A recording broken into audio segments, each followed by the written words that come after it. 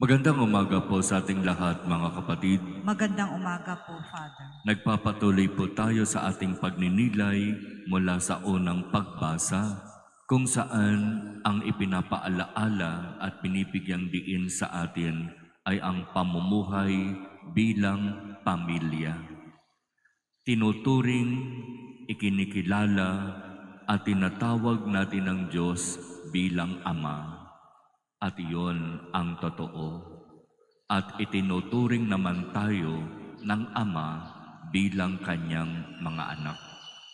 At narinig natin sa unang pagbasa kung papaanong sa relasyon sa pagitan ng Ama at anak, may mga pagkakataon itinatama ng Ama ang anak. At ang pagtatama at pagtutuwid ay sa pamamagitan ng iba't ibang pamamaraan. At sinasabi sa unang pagbasa, ang anak minsan hindi natutuwa kapag itinatama ng anak o ng ama, o hindi niya naiintindihan kung ano ang ginagawa sa kanya ng kanyang ama. Pero darating ang araw, maiintindihan niya ang lahat. Ganito ang pamumuhay sa isang pamilya. Mayroong pagtatama, mayroong pagtutuwid. Ang pagsasamahan ay inaasahan na maging maganda. Kaya nga sa unang pagbasa, sinasabi, bilang mga anak ng Ama, magpakabanal kayo.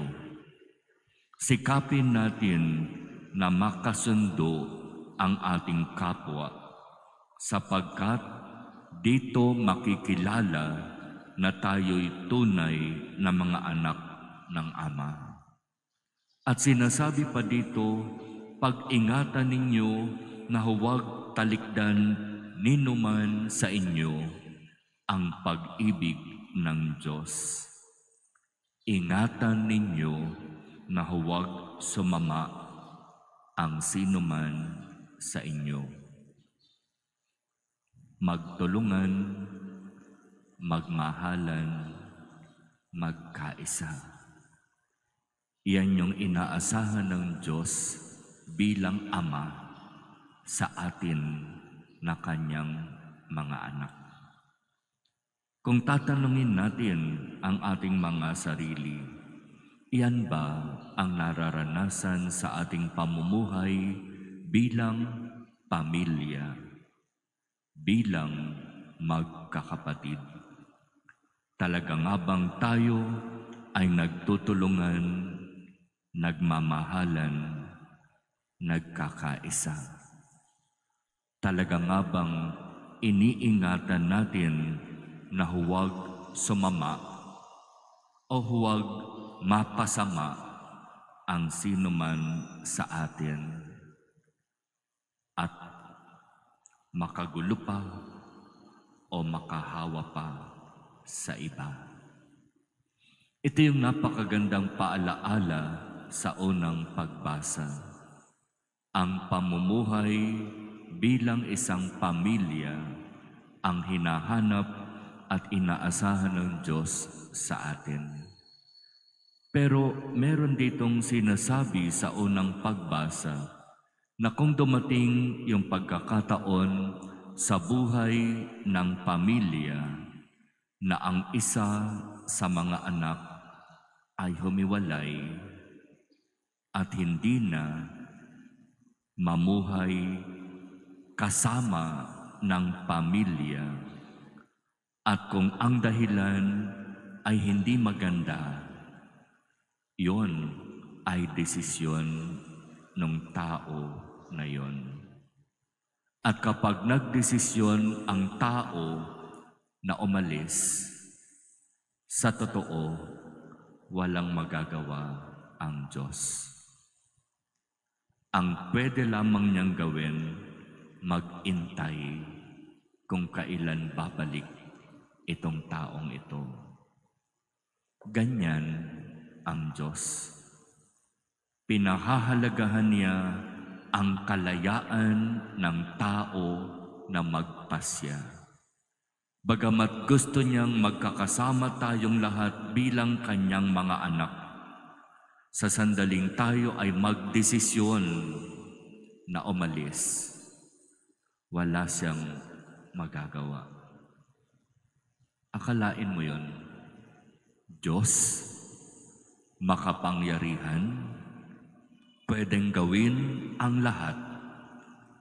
Pero kapag ang usapan ay yung malayang pagdedesisyon ng tao na umalis, malayang pagdedesisyon ng tao na magkasala, walang pwedeng gawin ang Diyos. Nirerespeto, iginagalang niya ang kalayaan ng tao. Kaya paalaala din mga kapatid, gamitin natin ang kalayaan na binigay ng Diyos sa atin upang tayo'y makapamuhay bilang kanyang mga anak at maging tunay na huwaran sa bawat isa. Huwag nating hayaan na maging dahilan tayo ng sakit ng ulo ng iba.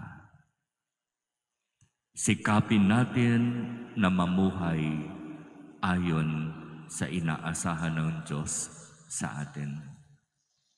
Mahal na mahal tayo ng Ama.